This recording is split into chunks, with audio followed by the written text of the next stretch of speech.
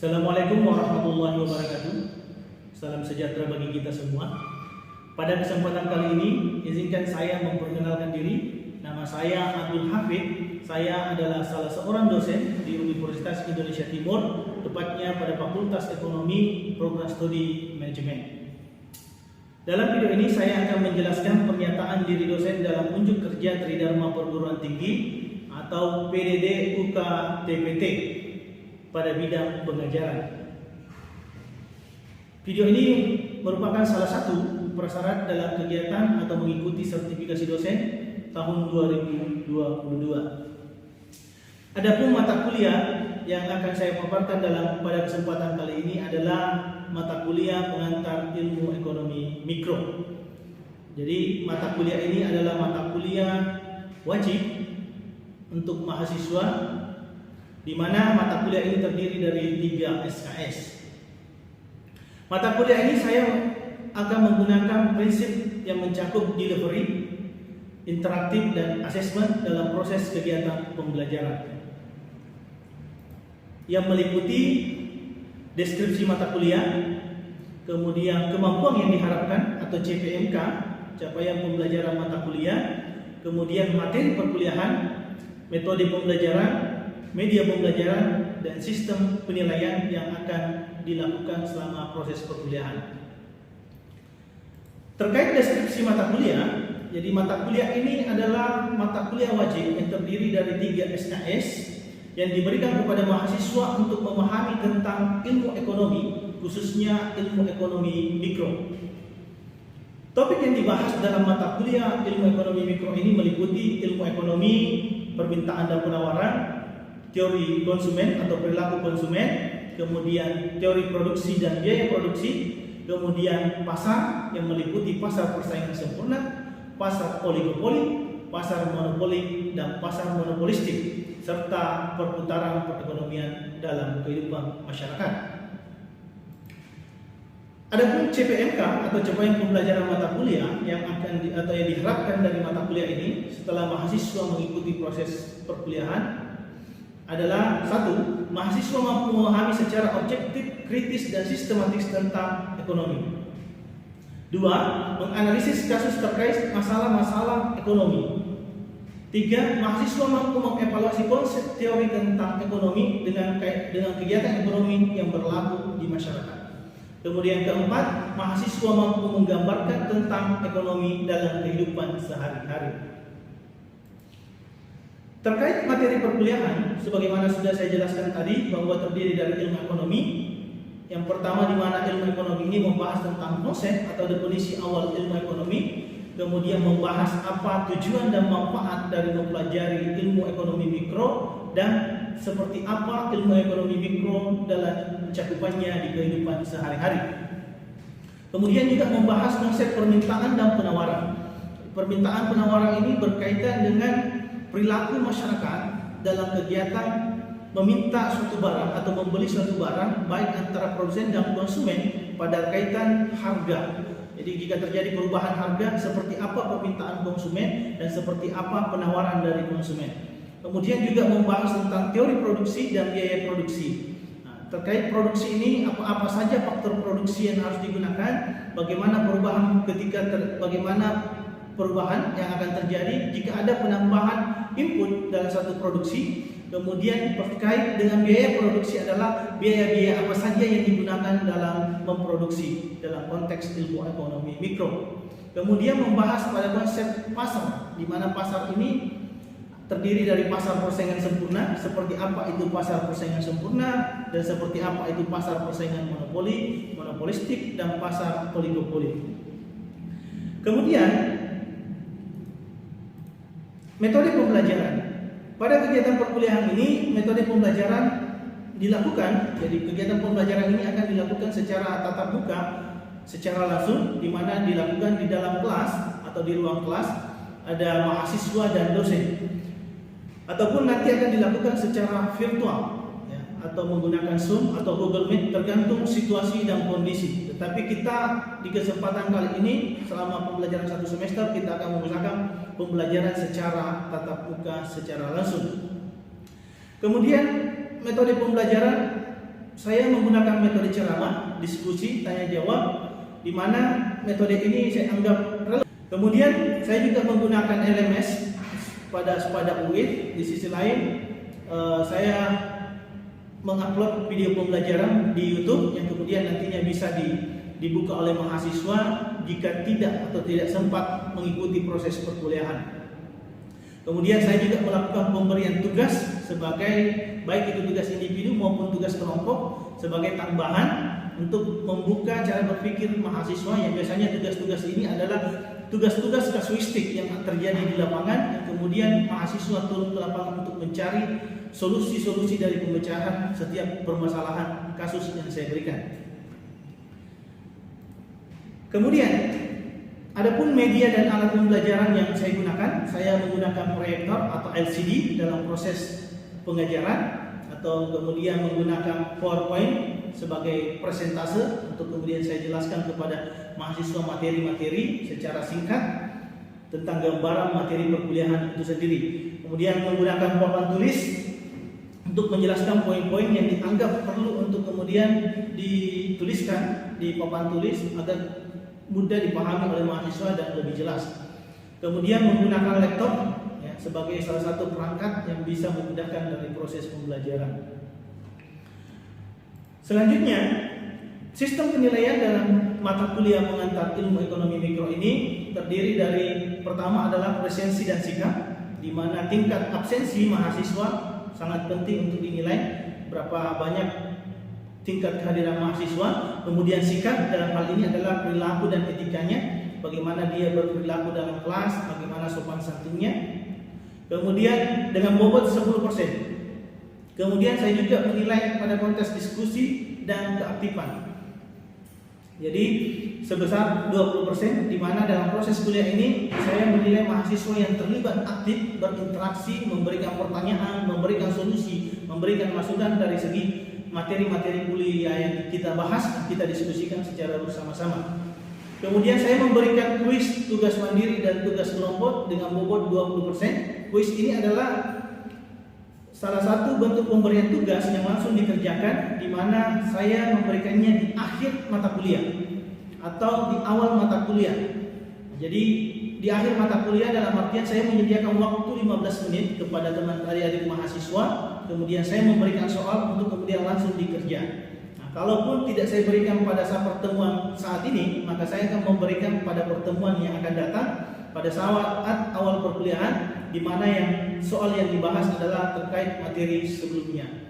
Tujuannya agar mahasiswa apakah masih mengetahui materi yang dibahas minggu lalu atau jangan-jangan sudah dilupakan. Kemudian ada UTS, ujian tengah semester sebesar 25% yang dilaksanakan di pertemuan ke-8. Kemudian ada UAS 25%, nantinya dilaksanakan pada akhir pertemuan pada saat proses perkuliahan telah selesai, atau 16 kali pertemuan kemudian dilaksanakan ujian akhir semester. Itulah gambaran tentang mata kuliah pengantar ilmu ekonomi mikro sebagai tahapan atau langkah-langkah dalam pelaksanaannya. Pada kesempatan kali ini saya akan membahas materi tentang konsep atau teori permintaan. Selamat siang adik-adik mahasiswa yang saya banggakan. Bagaimana kabar? Alhamdulillah baik. Jadi pada kesempatan kali ini kita akan membahas salah satu permasalahan teori ekonomi, tepatnya di teori permintaan. Ya. Tapi sebelum kita memasuki, terlebih dahulu kita berdoa dulu sebagai bentuk rasa syukur kita kepada Allah, karena ilmu itu tidak akan masuk kalau kita tidak bersyukur terlebih dahulu kepada yang punya ilmu. Jadi mari menundukkan kepala sejenak untuk kemudian kita berdoa bersama sesuai dengan kepercayaan masing-masing. Berdoa dimulai. Oke, selesai. Jadi sebelum kita masuk di pembahasan tentang teori ekonomi mikro, tepatnya di teori permintaan, saya absen terlebih dahulu ya, sebagai bentuk jangan sampai ada yang nitip-nitip absen. Itu kebiasaan mahasiswa ya, sering nitip absen biasanya kalau tidak hadir, ada temannya, tolong absenkan ya. Saya absen terlebih dahulu. Dewi Ana, Hadir Pak. Nita, Hadir Pak. Asriani, Hadir Pak. Siti Nur Halisa, Muhammad Farhan, Hadir Pak. Muhammad Wi Arhan. Hadir Pak. Oke, saya rasa sudah hadir semua teman-teman. Ada pun yang tidak hadir, nanti kalau ada tolong disampaikan kepada mereka ya materi hari ini yang kita bahas. Untuk kemudian pengganti pertemuan nanti saya kasih tugas tambahan. Siapa tahu sakit mereka, saya tidak bisa hadir. Jadi di kesempatan kali ini kita membahas tentang teori permintaan. Kalau minggu lalu kita membahas tentang konsep ilmu ekonomi, nah kali ini kita membahas tentang konsep permintaan. Tahu apa itu permintaan? Tahu apa itu permintaan? Iya. Permintaan ialah jumlah barang yang diminta oleh konsumen pada tingkat harga dan waktu tertentu. Jumlah barang yang diminta konsumen pada tingkat harga tertentu. Ya. Jadi permintaan itu pada hakikatnya berkaitan dengan harga. Ya, ada hal dengan harga. Jadi coba perhatikan gambar di atas. Kira-kira dari gambar ini apa yang Anda lihat? Saya Pak, Ya. pada gambar yang sebelah kiri itu menunjukkan bahwasanya pasar merupakan tempat bertemunya penjual dan Penjual pembeli. dan pembeli. Kemudian yang gambar yang di sebelah kanan itu merupakan gambar seseorang yang sedang mengantri Tabung tabung gas. gas karena dekatnya tingkat permintaan. Nah. Oke, sangat bagus sekali. Siapa namanya? Arham ya? Arham atau Dewi? Ahram Pak. Arham, saya kira Dewi. Jadi ini adalah kasus-kasus yang terjadi di masyarakat tentang konsep dari teori permintaan. Ya. Kemudian ini dalam ilmu ekonomi dikenal dengan kenaikan harga dan kelangkaan disebabkan oleh adanya penawaran ya, atau supply dan permintaan yang tidak sebanding. Jadi kalau kita melihat tabung gas tadi yang antri itu adalah kondisi di mana permintaan terhadap gas yang tinggi, tapi tidak tersedianya jumlah barang yang ada di pasar. Jadi lebih besar permintaan daripada jumlah barang yang tersedia. Tidak beres sih Pak. Ya, ada permasalahan. Nah, tadi sudah didefinisikan oleh temannya apa itu permintaan. Jadi permintaan pada dasarnya adalah jumlah produk atau barang maupun jasa yang diinginkan oleh konsumen pada tingkat harga selama jangka waktu tertentu. Jadi penekanannya ada pada tingkat harga. Jadi permintaan itu ataupun penawaran itu dilihat pada harga. Kalau ada perubahan terhadap harga, maka akan terjadi perubahan terhadap tingkat permintaan. Nah, selanjutnya ada 3 macam-macam permintaan. Ada dikenal dengan permintaan absolut, ada permintaan potensial, dan ada permintaan efektif. Nah, kalau permintaan absolut ini yang mana? Ada yang bisa? Mungkin Dewi. Yang pertama ini permintaan absolut itu yang mana? Ini dari segi gambar orang yang sedang berpikir. Itu Pak, kalau yang permintaan absolut itu dia sepertinya mempunyai keinginan, namun uangnya itu kayak belum cukup. Ya. Nah, kalau permintaan potensial itu seperti dia uangnya itu kayak terjangkau sudah cukup, namun belum mempunyai keinginan, kebalikan dari absolut Pak. Nah, kalau permintaan efektif itu ya balance antara bisa membeli dan mempunyai keinginan. Ya, jadi ketiganya ini permintaan absolut itu dia punya keinginan tapi tidak punya uang untuk membeli. Kemudian permintaan potensial dia sudah punya uang tapi belum punya keinginan untuk membeli. Jadi kekuatan finansialnya ada. Nah, inilah yang paling banyak disenangi. Ada uang dan membeli. Nah, biasanya ini kalau dia dari gambar ini adalah transaksi di pasar antara ibu-ibu dengan penjual. Nah, itulah yang disebut permintaan efektif. Jadi ada kemampuan membeli dan menjual dari produsen. Nah, kalau ini dari gambar ini ada yang bisa hukum permintaan. Saya Pak. Ya, Pak. Baik, saya akan menjelaskan bagaimana itu hukum permintaan. Apabila suatu harga naik, maka kuantiti yang diminta akan menurun. Begitu sebaliknya, apabila harga menurun, maka kuantiti yang diminta oleh konsumen itu akan naik. Oke, betul sekali. Di sini adalah huruf P. Ini adalah price. Apabila harga naik, maka jumlah barang yang diminta akan turun. Sebaliknya, apabila harga turun, maka jumlah barang yang diminta akan naik. Selama dia ceteris paribus. Apa itu ceteris paribus? Faktor lain yang tidak tetap sama. Faktor lain atau hal yang dianggap konstan, tidak berubah. Kan ada beberapa faktor yang mempengaruhi permintaan. Nah, sekarang kita masuk faktor-faktor yang mempengaruhi permintaan. Pertama, ada harga barang itu sendiri, ya. Ini ada kaitannya dengan hukum permintaan. Kemudian yang kedua, ada harga barang lain yang bersangkutan. Ada yang bisa jelaskan dari gambar ini? Itu Pak yang barang yang bersifat apa? Substitusi Ya. atau pengganti. Ya, ketika kita tidak bisa membeli daging, maka bisa diganti dengan ayam. Ayam, betul. Kalau tidak bisa dibeli ayam, maka bisa diganti dengan ikan. Betul. Kalau barang komplementer atau penggenap yang di bawah ini, Baik saya Pak. ya, Kita dilihat di situ ketika mobil maka pasti membutuhkan namanya bensin. Kemudian ada kopi mestinya harus ada gula. Kemudian spidol juga mesti harus ada tintanya. ya, betul sekali. Jadi kalau barang substitusi itu sama seperti kita tidak bisa beli daging, kita bisa mengganti dengan ayam atau mengganti dengan ikan atau mungkin bisa tempe. Yang sama juga kalau kita tidak ada beras, kita bisa pakai jagung atau pakai ubi. Ya, itu disebut barang substitusi atau yang bersangkutan. Kemudian faktor lainnya tingkat pendapatan masyarakat.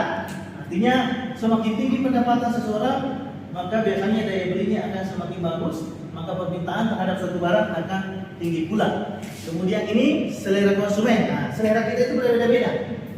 Ya, jadi selera konsumen adalah bagian yang mempengaruhi permintaan. Nah, kalau ini jumlah populasi atau penduduk, ada yang bisa?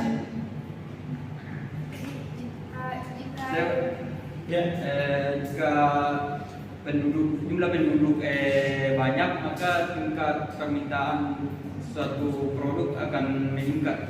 Ya, jumlah penduduk mempengaruhi permintaan. Contohnya, kalau kita punya 4 dalam satu keluarga, kemudian bertambah 1, maka tentu permintaan terhadap satu barang akan bertambah juga. Terutama dalam memenuhi kebutuhan hidupnya, konsumsi, beli berasnya juga akan bertambah, beli telurnya, beli apanya, pokoknya pasti bertambah karena ada pertambahan jumlah penduduk. Kemudian ekspektasi harga di masa yang akan datang, ini biasanya orang sudah memikirkan bahwa harga-harga akan naik. Jadi sama seperti kasus kemarin, sebelum bensin naik, orang sudah pada semua mengantri di pom bensin karena dia sudah memprediksi harga akan naik. Nah, kemudian terkait dengan kurva permintaan, ada yang bisa menjelaskan bagaimana cara menggambar kurva permintaan? Coba. yaitu dengan menarik dari kiri atas ke kanan bawah. Jadi ditarik dari kiri atas Ke kanan ke bawah. kanan bawah. Jadi diperhatikan gambar ini. Ini adalah contoh dari kurva permintaan. Jadi kurva permintaan itu ditarik dari sini, dari kiri atas ke kanan bawah. Selalu berangkat dari harga. Dari harga kemudian ditarik ke quantity atau jumlah barang yang diminta. Kemudian ini adalah contoh kurva permintaan. Ada permintaan tentang donat berbiji, ya, sebagaimana kita lihat gambar. Pada saat permintaan 500, 0, kemudian 300 jumlah barang yang diminta 2, pada saat jumlah 100 jumlah barang yang diminta adalah 4. Jadi semakin turun harga, permintaan terhadap suatu barang akan bertambah. Nah, sebagai tugas untuk Anda, ini adalah tugas individu, ya, di mana sudah saya berikan tabel-tabel yang kemudian nanti Anda harus kumpul insya Allah minggu depan sebagai penggantinya yang harus Anda kerjakan. Jadi Anda harus menggambar kurva permintaan dan kemudian menjelaskan satu persatu. Ya, jadi tugas ini insya Allah minggu depan Anda kumpul. Oke, sebelum saya akhiri sebagai penutup, saya ingin ada satu orang yang menarik kesimpulan dari apa yang kita pelajari hari ini. Siapa yang bisa? Ada yang bisa? Ya, coba dulu. Dari yang tadi itu bahwa permintaan itu kan keinginan yang disertai untuk membeli suatu barang. Nah, adapun seperti kayak macam-macam tadi seperti saya sebutkan bahwa kalau absolut kan uangnya belum cukup, tapi keinginannya sudah ada. Nah, kalau peminta potensial tadi kan keinginannya udah ada tapi uangnya belum cukup. Kalau yang permintaan efektif maka bisa membeli barang yang diinginkan dengan mempunyai keinginan juga. Nah, faktor-faktor yang mempengaruhi permintaan kan harga barang itu sendiri sama pendapatan penduduk. Nah, selera konsumen, kemudian jumlah penduduk, ekspektasi di masa yang akan datang. Buku permintaan itu bagaimana kalau jika harga naik maka barang itu kan akan menurun. Nah, jika harganya turun maka barangnya akan meningkat. Oke. Terima kasih. Jadi saya kembali ya tadi bahwa sudah disimpulkan materi kita hari ini. Saya harap Anda bisa paham semua. Kalau ada yang belum dipaham, nanti bisa kita diskusikan di luar. Yang ingat, ini adalah tugas individu Anda sebagai pelengkap. Ya kan, sebagai mahasiswa, Anda harus banyak-banyak mengerjakan tugas. Bukan terutama tugas-tugas lapangan nantinya. Ya, sebagai penutup, saya mengutip dari kata Imam Syafi'i bahwa barang siapa tidak mau merasakan pahitnya belajar, ia akan merasakan hinanya kebodohan sepanjang hidup. Jadi teruslah belajar. Belajar itu memang susah. Kalau kita buat susah, tapi buatlah belajar itu menjadi sesuatu yang menyenangkan, sebagaimana kata dari Imam Syafi'i, supaya di kehidupan Anda nanti jauh menjadi lebih baik. Saya rasa demikian yang bisa saya sampaikan di pertemuan kita. Insya Allah minggu depan kita akan membahas tentang teori penawaran, karena antara penawaran dan permintaan adalah dua hal yang tidak bisa dipisahkan karena harus saling terkait. Ada pembeli dan ada penjual. Jadi permintaan itu adalah pada konteks konsumennya atau pembeli, dan penawaran pada konteks produsen atau penjualnya. Saya rasa demikian. Terima kasih. Sampai ketemu minggu depan. Assalamualaikum warahmatullahi wabarakatuh. Waalaikumsalam.